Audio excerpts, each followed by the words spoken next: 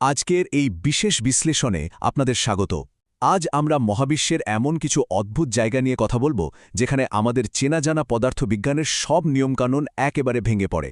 হ্যাঁ, আমরা আজ ব্ল্যাক হোল বা কৃষ্ণ গহ্বর নিয়েই আলোচনা করতে যাচ্ছি। ভাবুন তো, বাস্তবতার নিয়মগুলো যখন আক্ষরিক অর্থেই কাজ করা বন্ধ করে দেয় তখন ঠিক কি ঘটে। চলুন ব্যাপারটা বোঝার জন্য কল্পনায় একজন মহাকাশচারীকে ব্ল্যাক হোলের দিকে পাঠিয়ে দেখি আর বোঝার চেষ্টা করি তার সাথে ঠিক কি ঘটতে পারে। প্রথমেই আসি বাস্তবতার চরম সীমানায়।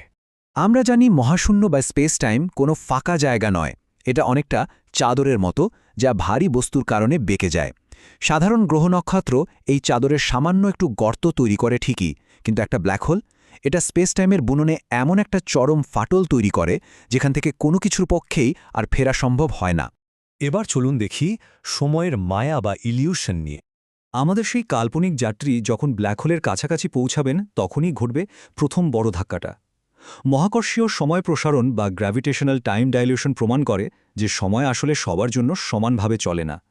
মহাকর্ষ যত বাড়ে সময় ঠিক ততটাই ধীর হয়ে যায়। সবচেয়ে ইন্টারেস্টিং ব্যাপার কি জানেন, এখানে বাস্তবতা স্রেফ দেখার দৃষ্টিভঙ্গির ওপর ভিত্তি করে দুভাগ হয়ে যায়। যিনি ব্ল্যাক হোলে পড়ছেন তার কাছে মনে হবে সবকিছু একদম স্বাভাবিক গতিতেই চলছে, কিন্তু আমরা যদি অনেক দূর থেকে তাকে খেয়াল করি দেখব লোকটার গতি আস্তে আস্তে কমে যাচ্ছে, আর এক পর্যায়ে সে যেন পুরোপুরি স্থির হয়ে গেছে। একই ঘটনা, কিন্তু দুজনের কাছে একেবারেই আলাদা। আসলে সময়ের কোনো একক সর্বজনীন প্রবাহ বলতে কিছু নেই। এই চরম পর্যায়ে এসে বাস্তবতা পুরোপুরি পর্যবেক্ষকের উপর নির্ভরশীল হয়ে পড়ে। মজার ব্যাপার হল, এখানকার কোনো দৃষ্টিভঙ্গিই কিন্তু ভুল নয়। আমাদের এই পরিচিত সময়ের ধারণা চরম মহাকর্ষে এসে একেবারেই ভেঙে চুরমার হয়ে যায়। এরপরই আসে স্প্যাগেটিফিকেশনের অদ্ভুত পদার্থবিজ্ঞান। সময়ের এই গোলকধাঁধার বাইরেও ব্ল্যাক হোলের কাছাকাছি গেলে আক্ষরিক অর্থেই বস্তুর শারীরিক বিকৃতি ঘটে। পৃথিবীতে অভিকর্ষ বল আমাদের মাথা আর পাকে প্রায় সমানভাবেই টানে, কিন্তু ব্ল্যাক হোলের কাছে গেলে এই টাইডাল ফোর্সের পার্থক্যটা অবিশ্বাস্য রকম বেড়ে যায়। মুহূর্তের মধ্যে বোঝা যায় কেন একটা পরন্ত বস্তু তার মূল আকার ধরে রাখতে পারে না। পা যদি ব্ল্যাক হোলের দিকে থাকে তবে মাথার তুলনায় পায়ের দিকের মহাকর্ষীয় টান হবে বহুগুণ বেশি, মানে বিশাল একটা পার্থক্য তৈরি হয়। আর এর ফলেই বস্তুটা রাবারের মতো লম্বা হয়ে সরু সুতার আকার ধারণ করে। পদার্থবিজ্ঞানে একে খুব সুন্দর একটা নাম দেয়া হয়েছে, স্প্যাগেটিফিকেশন। এটা কোনো বাইরের ধাক্কা বা আঘাতের জন্য হয় না, বরং স্পেস টাইমের চরম জ্যামিতিক বক্রতার কারণেই এমনটা ঘটে। এখন ছোট ব্ল্যাক হোলগুলোতে এই স্প্যাগেটিফিকেশন সীমানার বাইরেই শুরু হয়ে যায়, কিন্তু সুপারম্যাসিভ ব্ল্যাক হোলগুলো এতই বিশাল যে একজন মানুষ হয়তো কোনো টাইডাল ফোর্স অনুভব করার আগেই এর সীমানা পার হয়ে যেতে পারে। মানে টেরই পাওয়া যাবে না যে ফেরার সব রাস্তা ততক্ষণে চিরতরে বন্ধ হয়ে গেছে। গা ছমছমে ব্যাপার, তাই না?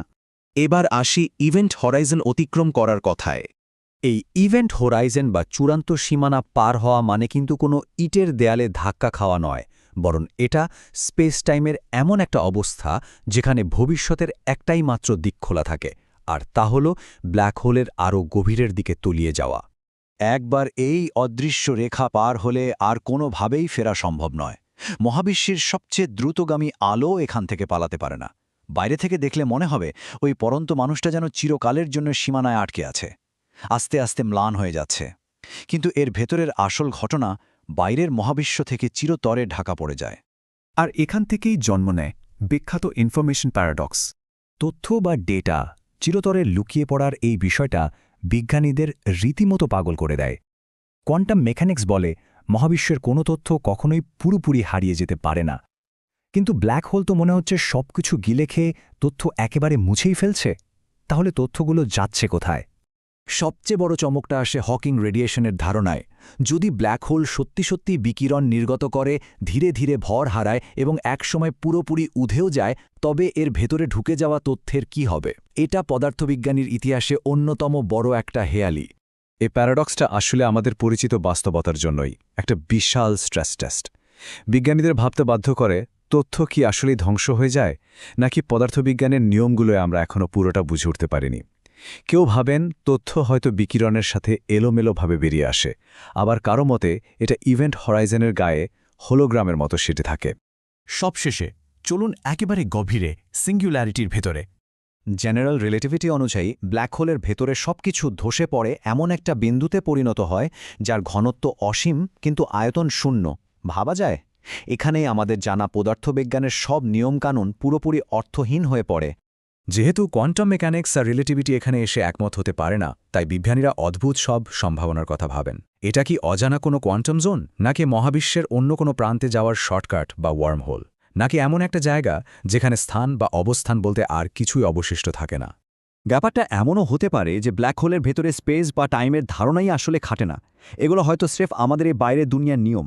ঠিক যেমন উত্তর মেরুর উত্তরে কি আছে এই প্রশ্নটা করাটাই অবান্তর, ব্ল্যাক হোলের ভেতরে কি আছে তা জিজ্ঞেস করাটা হয়তো ঠিক তেমনই একটা ভুল প্রশ্ন। বিশ্লেষণের একেবারে শেষে এসে একটাই প্রশ্ন মাথায় ঘোরে, এই চরম জায়গাগুলো কি কেবলই ধ্বংসের প্রতিশব্দ, নাকি এগুলোই সেই সূত্র যা একদিন মহাবিশ্ব এবং আমাদের অস্তিত্বের আসল রহস্য উন্মোচন করবে? বাস্তবতা ঠিক কতটা অদ্ভুত হতে পারে? ব্ল্যাক হোলগুলো যেন অনন্তকাল ধরে আমাদের সেই চিন্তাতেই ফেলে রাখছে।